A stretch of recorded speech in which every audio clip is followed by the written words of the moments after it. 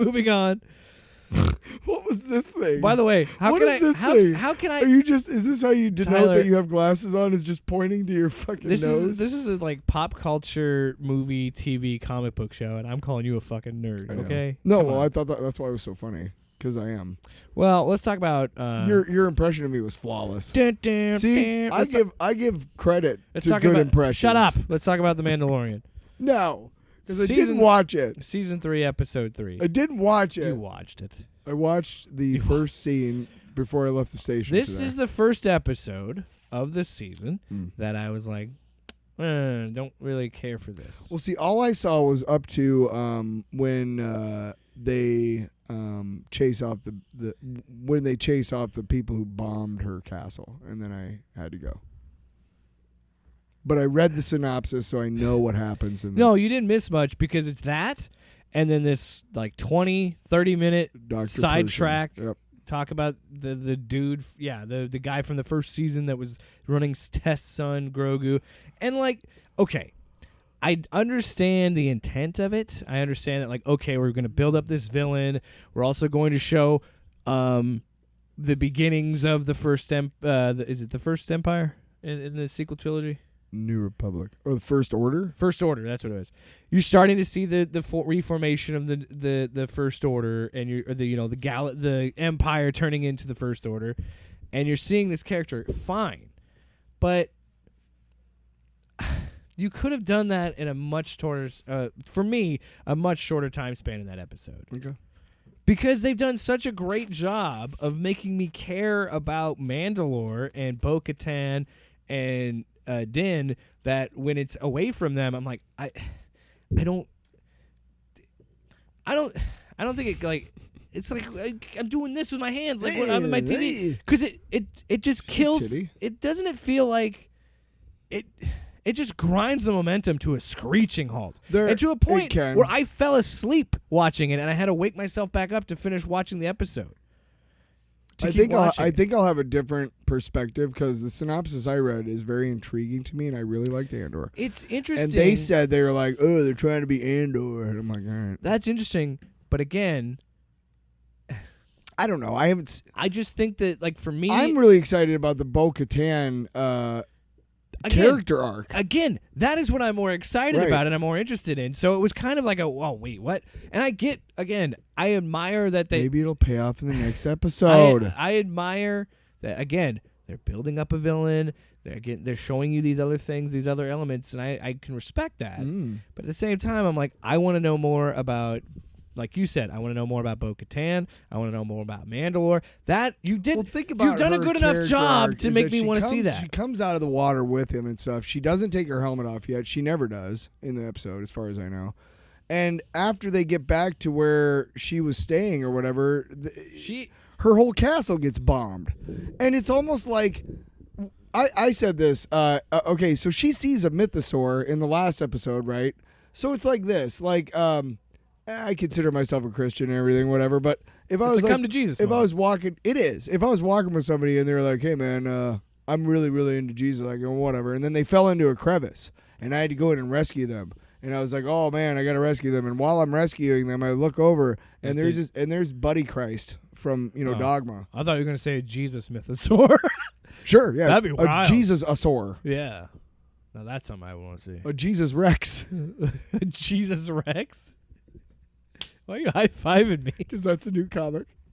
Jesus Rex! Oh, I'm pissed! Resurrects. Jesus resurrects. Jesus and the Resurrections. No. Fuck you. I'm tired of dead people compared to boners. Rigor mortis. Stiffy. I got a stiffy. So, that's a dead body. Yeah. See, it's interesting. What was I talking about? You got me off my fucking... No, that's interesting. It is kind of like...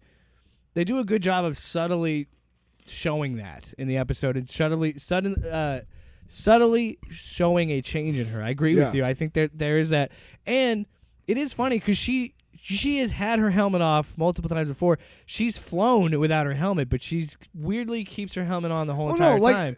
And then it's okay. You sidetracked me. I loved it. But no, yeah, you see Jesus Rex. Yeah. And Jesus then, Rex. and then you come out of the crevice and you're like, I'm kind of changing my mind about some things. I kind of can't deny what I saw. You know. Yeah. So the ending of that episode is really cool to have the. So she knows the mines are real.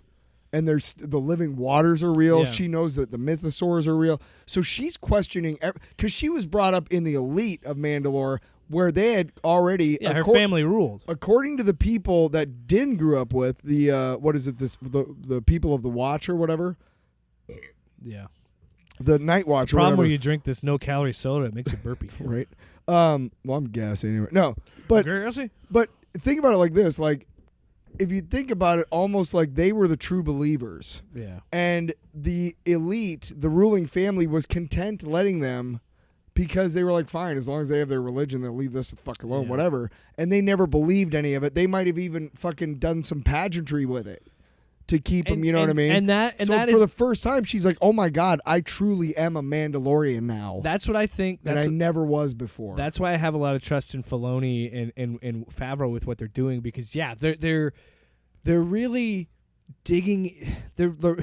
It's funny because now it seems like Disney, Star Wars is learning, like, let's keep digging up this lore because there's so much. It's fucking Star Wars. There's so much Mandalore lore.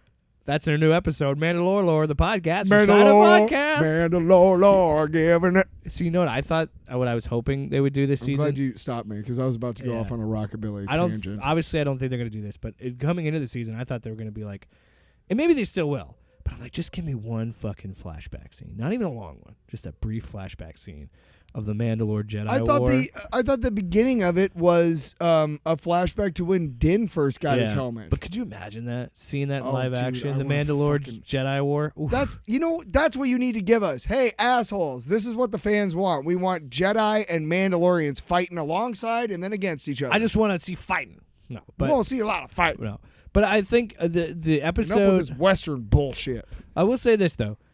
This show did, I think, put a nice bow on it. So while I didn't really love that middle portion of the episode, it really did a good job. I thank God they cleared out that narrative, because I'm like, are we really just never going to go back to them at all the rest of this episode? That's what I was really worried. But we get back to them at the end, and it's that really, really interesting scene where she's like, Bo-Katan, you are redeemed. She goes, what are you talking about? And she's like, well, you swam in the living rivers and you haven't taken your helmet off since? No. Don't spoil it for me.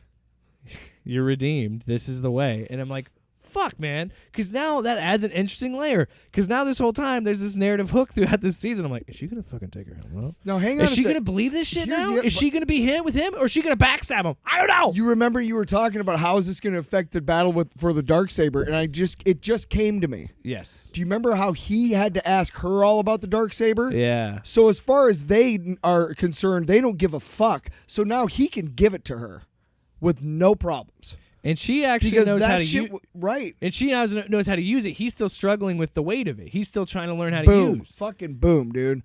That wraps up the Darksaber storyline in a nice little fucking bow, dude. I don't have to fight you for it. Here you go. Because under the way, this is the way. Yeah.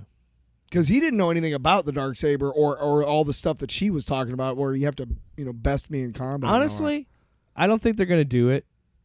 No, he's not going to just give it to her. No, they're going to have some sort of fight. Sure. I think maybe, I don't know. See, you're right. That adds a whole different layer. It's going to be different. So there's a new way to end that Darksaber storyline. The armorer will figure something out, and she'll come up with a something. You know what I mean? I'm sure they have some sort of protocol or procedure. But see, again, they've done a great job of getting me back interested in all this, the mythos and the lore behind the mythosaur. Well, just the fact that we're talking about when you have that age-old tale of two different groups of people and that struggle for power, that struggle for freedom and all this stuff, that's always going to be an interesting, compelling storyline. And to see them go into that lore of it, because the Mandalore shit is so fucking... Well, I didn't even know about it until you told me about it. I'm like, oh, fuck, dude, that's awesome. Bo-Katan cries, she decries in the first episode of the season when he goes to visit her. She's done. Well, she's like, well, so many people, like, we allowed ourselves to be, split up and everything with different beliefs and stuff. Honestly, your ruling family probably encouraged that, if not outright fucking, like, made it happen. Yeah. Because that's how people rule other people. And the thing that I think is really interesting is she is like, God damn it, if only we hadn't been so split up, we could have fought against the Empire. Well, you're the fucking family that probably made it happen, dude. And now she's finally becoming a true Mandalorian, which is really, really cool. And I think Filoni is sitting there going, with all them Clone Wars stories with Bo-Katan and stuff, I kind of fucked up the Mandalorian, like, kind of mythos. And I want to get back to, like, the legends of what that was. Because most of that stuff... it's a way to make her like a traditional Mandalorian. Right, because most of the stuff, the way and all that comes from the legends and shit. Boba Fett was never a Mandalorian, a true Mandalorian, whatever. He stole the armor, whatever. Django stole the armor too. Or Django stole the armor and then he got it right, yeah. But yeah, I think it's a great way for Filoni to say, hey, I don't have to erase any of the shit that I did, but I can wrap it all up into shit that I loved growing up. Because he read the same books and comic books I did growing up. Yeah. Dude. You know he did.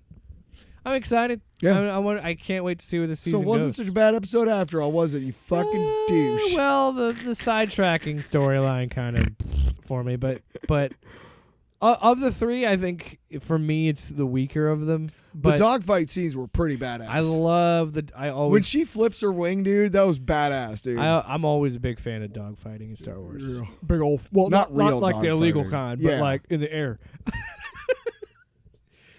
So final grade, I'm gonna give it a B. B minus. No, a B minus. I didn't know if you were pregnant. I thought you were having a stroke. Maybe I was. I have to give it an incomplete because I haven't seen it. You fucking. But I'm certain. This is me beating him. Yeah. Don't you ever come in here and do that shit again. We shouldn't make light of it. But we shouldn't. I did actually. No, he didn't. But I don't. I know I'll probably enjoy it. So based off what I've seen and what I know about the episode, I'm gonna give it a tentative B, solid B, B plus. Because I gotta be different. Fuck you. Gotta be different. We started without telling me. Off panel, off topic with Jake and Tyler.